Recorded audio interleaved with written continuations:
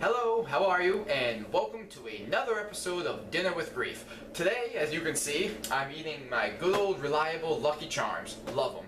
I might even have 2 bowls because I'm feeling quite decadent. But before I chow down, I'd like to talk to you today about our topic, which is jealousy. And I feel like a lot of people out there experience different levels of jealousy. And mine was a whole gambit of jealousy, from losing my parents to fitting in my social circle and everything in between. And for myself, after I lost my father, I really struggled to try to find out where I belonged in school. I was trying to battle these moments of unexpected grief and crying non-stop and just trying to understand my place in life. And one way I started to tackle these feelings of jealousy was to make myself realize I can't control life, but I can control how I react. And that started in English class when I was in college. I would always tear up at these moments of unexpected grief and be hit and taken off guard. And one day I decided to wear sunglasses in class because it was so bright out that the sun on the floor hurt my eyes.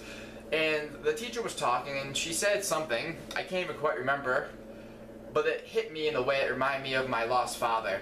And instead of running to the bathroom or just leaving class and not going back like I normally would, I was able to sit because I had my sunglasses on, and I was able to tear up and show my emotions without worrying what others felt.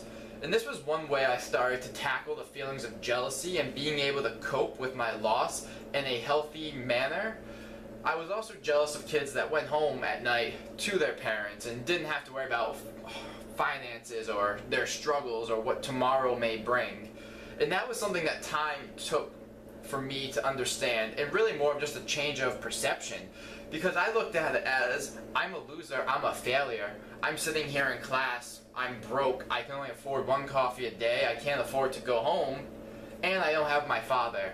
And I looked at it in such a negative light, like I was defective and I was wrong, and everything I was doing was not beneficial for me. But instead, one day I looked at it from a different light after help from someone who I had talked to, and they helped shine the light on the other side of what I was doing, and they said, you are going to school, you're dead broke, you are sleeping in your truck because you can't afford to go home, and you lost your father, and you still go to class, and you still take all the tests, and you still are a student.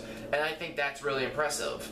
And so it took that sort of flipping of my mindset to help me understand and digest how to cope with jealousy and feelings of unease about where I fit in life, because I was doing what I needed to be doing and I was doing just fine, but I didn't understand that. And myself, I didn't appreciate that until I took a second and stepped outside my shoes and helped myself to understand that these feelings of jealousy and worthlessness and no value were things I was creating inside myself that was keeping me down. And this feeling of jealousy was just something I fabricated because I had problems inside, but on the outside looking in, I was accomplishing more than I ever thought I could handle.